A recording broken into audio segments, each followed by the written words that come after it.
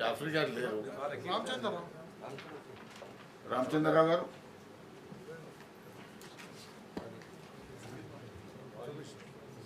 అధ్యక్ష, ముందుగా ఈ తీర్మానం ఏదైతే ప్రవేశపెట్టడం జరిగిందో దీని సందర్భంగా మాట్లాడటానికి అవకాశం ఇచ్చిన ధన్యవాదాలు చెప్తూ, ఈ తీర్మానం తీసుకురావడం అనేది చాలా బాధాకరమైన విషయం అని చెప్పి నేను భావిస్తా ఉన్నాను. అధ్యక్ష, సిఏఏ, ఎన్పిఆర్, ఎన్ఆర్సి మీద ఏదైతే దేశంలో అపోహ కలిగించేటటువంటి కొన్ని శక్తులు ప్రయత్నం చేస్తున్నారో ఆ ప్రయత్నాల్లో ఆ ఒక ట్రాప్లో మన ప్రభుత్వము మన రాజకీయ పార్టీలు పడుతున్నాయని చెప్పేసి గుర్తించాల్సిన అవసరం ఉంది అధ్యక్ష. అసలు సిఏఏ యాక్ట్ తీసుకురావడానికి కారణాలు ఏమిటి? ముందుగా అది ఫస్ట్ మనం ఆలోచించాల్సిన అవసరం ఉంది ఈ దేశ చరిత్రలో. ఎందుకంటే సిఏఏ తీసుకువస్తామని చెప్పేసి కేంద్ర ప్రభుత్వంలో, భారతీయ జనతా పార్టీ ప్రభుత్వంలో, భారతీయ జనతా పార్టీ రాకముందు మేనిఫెస్టోలో గత అనేక సంవత్సరాలుగా ఆ మేనిఫెస్టోలో మీకు చెప్పడం జరిగింది that CAA will be brought అని చెప్పేసి. నీవేదో ఒకేసారి తీసుకొచ్చినటువంటి చట్టం సవరణ కాదు. 1955లో నుంచే చట్టం ఇది. అనేక సార్లు దీన్ని సవరణ చేయడం జరిగింది అధ్యక్ష. అయితే దీన్ని సవరణ చేసే ముందు ఈ చట్టం వచ్చిన సందర్భంగా మనం ఒక్కసారి దేశ ఒక విభజన గురించి కూడా మనం ఆలోచించాల్సిన అవసరం ఉంది. ఆ దేశ విభజన జరిగినప్పుడు ఇక్కడ వాళ్ళు కొంతమంది ముస్లింలు ఇక్కడ ఉండిపోయారు, చాలామంది హిందువులు కూడా పాకిస్తాన్లో ఉండిపోయారు. గాంధీ గారి కోరిక ఏంటంటే అక్కడ ఉన్నవాళ్ళు ఉండండి హిందువులు, ఇక్కడ ముస్లిమ్స్ ఉండండి, కానీ వాళ్ళని మంచిగా చూసుకోవాలి, మీ దేశం ఒక పౌరులుగా మీరు భావించాలి వాళ్ళని చెప్పి వారి ఆలోచనతో ఆ రోజు మొహమ్మద్ అలీ జిన్నా ఈ దేశ విభజన అయిన తర్వాత అక్కడ వాళ్ళకు కూడా ఆ ఒక ఆశ్వాసన ఇవ్వడం జరిగింది. కానీ కొన్ని రోజులకు అక్కడ ఉన్నటువంటి ఒక హిందువులు, అక్కడ ఉన్నటువంటి నాన్ ముస్లిమ్స్ మైనారిటీస్ వీళ్ళందరూ కూడా అక్కడ వేధింపులకు గురైనటువంటి ఒక వివక్షతకు గురైనటువంటి సంఘటన ప్రకారం నెహ్రూ లియాఖత్ ప్యాక్ట్ అనేది 1950లో వాళ్ళిద్దరి మధ్య ఒప్పందం జరిగింది. ఆ ఒప్పందం ప్రకారము మరొక్కసారి ఈ దేశంలో మైనారిటీలు, ఆ దేశంలో మైనారిటీలని మనం మంచిగా చూసుకోవాలి, వారికి అన్ని హక్కులు కలిగించాలి అన్నటువంటి ఒక ఆలోచన ఆ రోజు నెహ్రూ లియాఖత్ ప్యాక్ట్లో 1950లో జరగడం జరిగింది అధ్యక్ష. ఆ నెహ్రూ లియాఖత్ ప్యాక్ట్ తర్వాత కూడా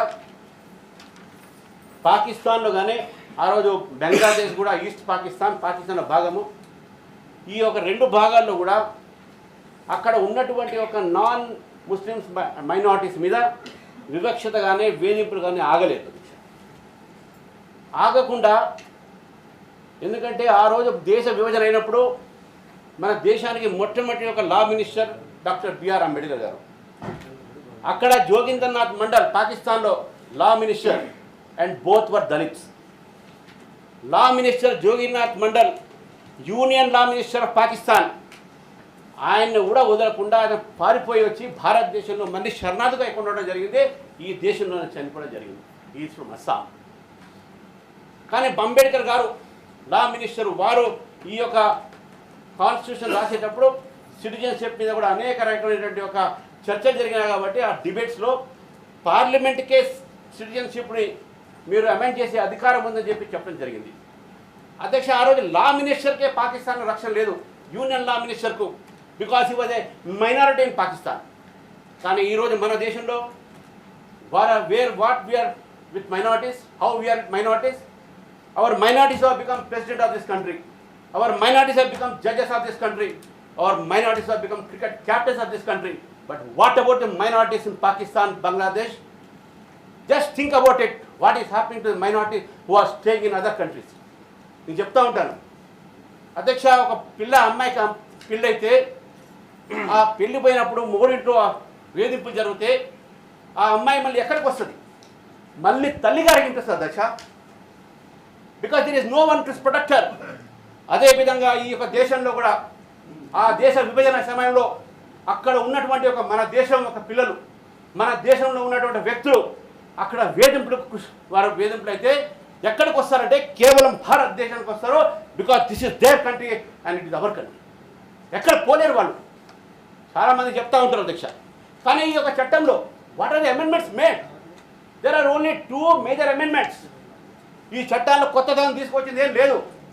దాంట్లో ఉన్నటువంటి ఒక మేజర్ చట్టంలో ఇప్పుడు ఒక మార్పు చేర్పించే జరిగిందో ఓన్లీ 2 సెక్షన్స్లో. ఒకటో షెడ్యూల్ 3లో క్లాస్ 9 ఒకటి సెక్షన్ చేంజ్ చేయడం జరిగింది. దాంట్లో 11 years స్టే ఉంటే 5 yearsగా మార్చడం జరిగింది.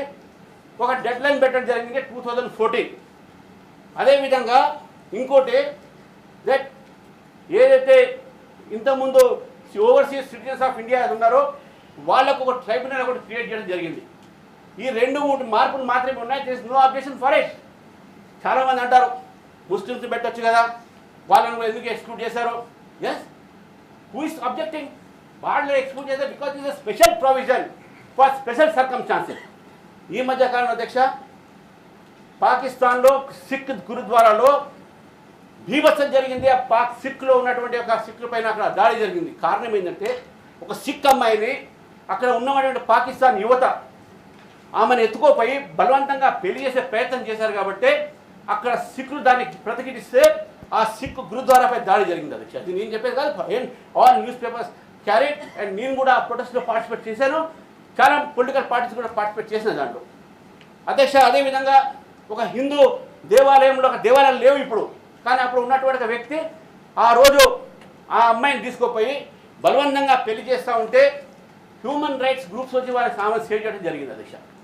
ఇటువంటి ఒక ఏదైతే 17% హిందూ పాపులేషన్ ఉంటే పాకిస్తాన్లో ఈరోజు కేవలం 1.4% population. Where they have gone? Where they have gone? Either they must have been converted or they must have been killed or they must have migrated some other country. అధ్యక్ష, ఇది is not a question of Hindu Muslim or Sikh. It is a question of humanity. International human రైట్స్లో కూడా మనం అక్కడ ఏదైతే మన శరణార్థులు వస్తారో వేరే దేశాల నుంచే వాళ్ళ గురించి ఆలోచించే అవకాశాలు ఉన్నాయి అధ్యక్ష. కానీ ఈ చట్టం మాత్రం it is a act which gives citizenship.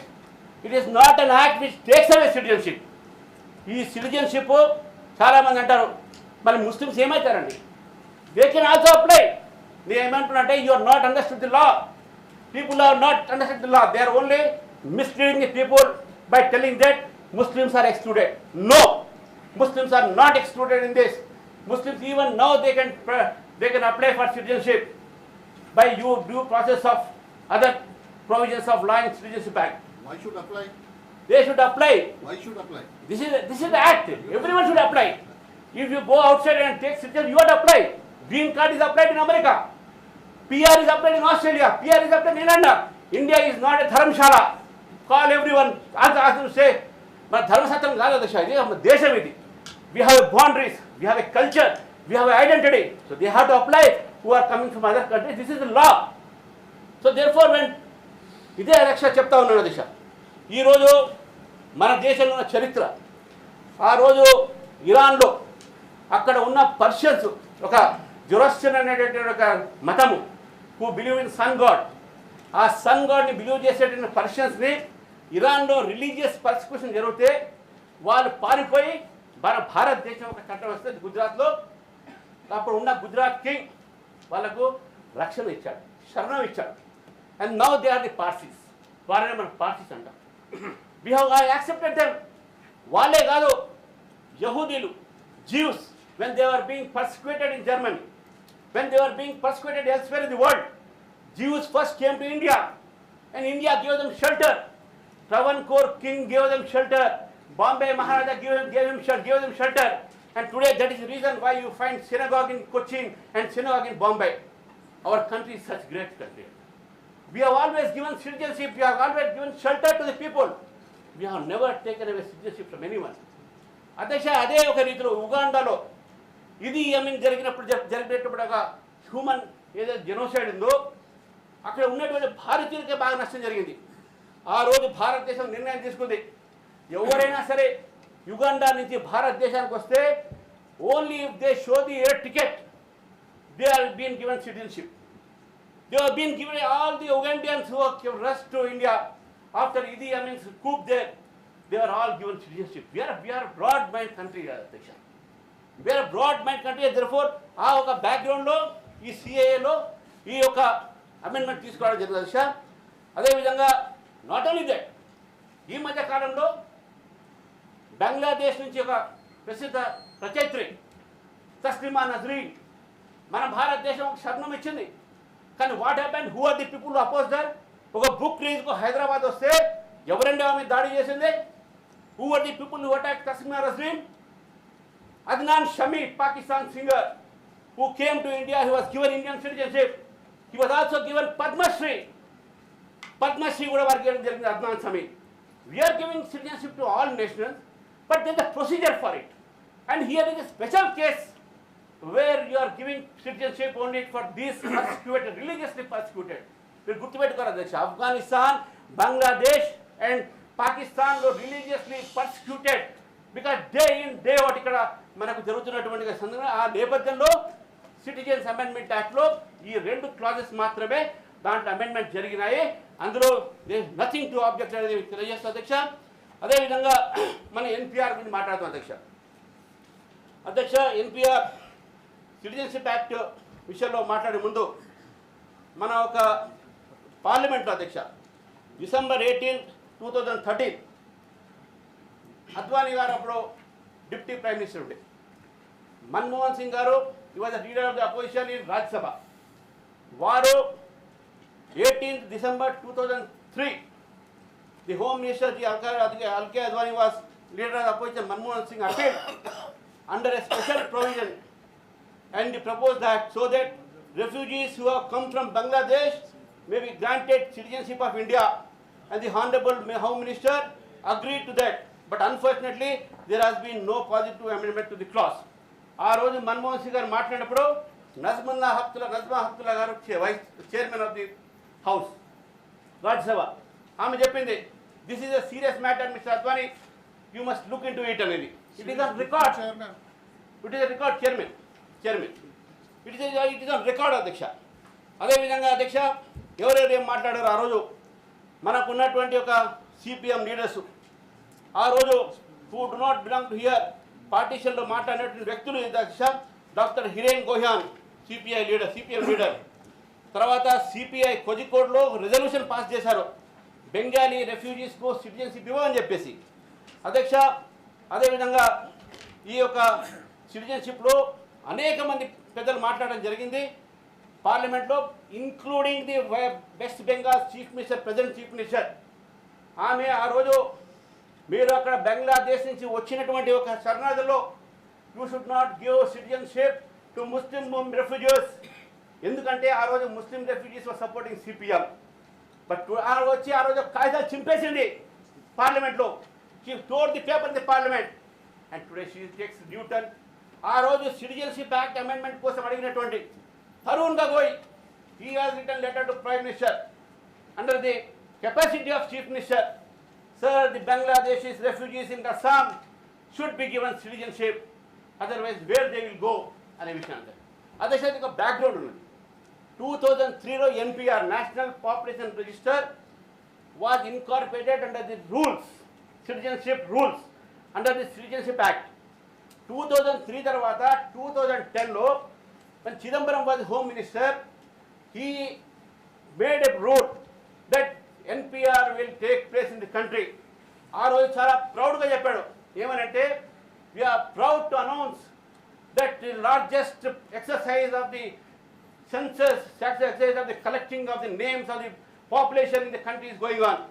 అప్పుడు రిపోర్టర్ అడిగాడు మళ్ళీ అందరు క్యూలో నించోవాలంటే ఒక మాట చెప్పారు, our people are allowed to stand in the queue. You go to my village, how people stand in the queue for cinema theaters, for ration shop. ఈ మాట చిదంబరం గారు చెప్పిన మాట అధ్యక్ష. ఆ రోజు 2010లో ఎన్పిఆర్ తీసుకొచ్చారు national population register.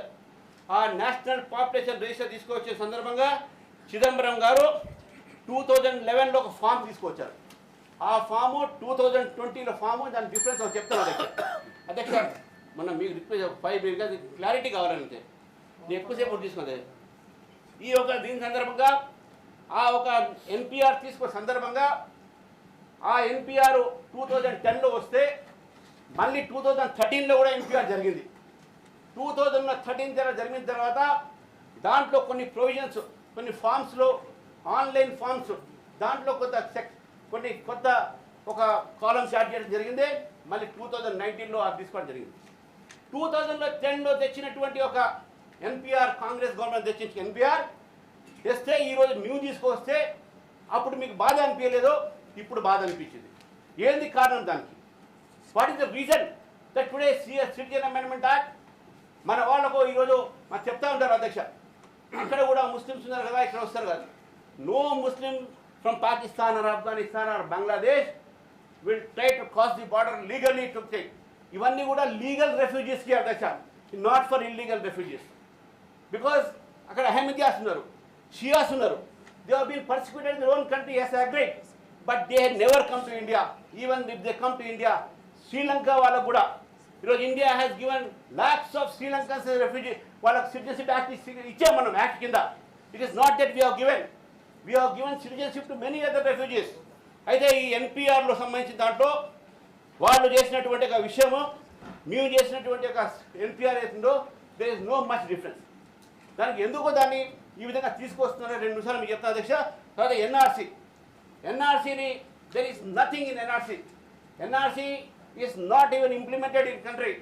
It may be implemented how and when, that is separate question.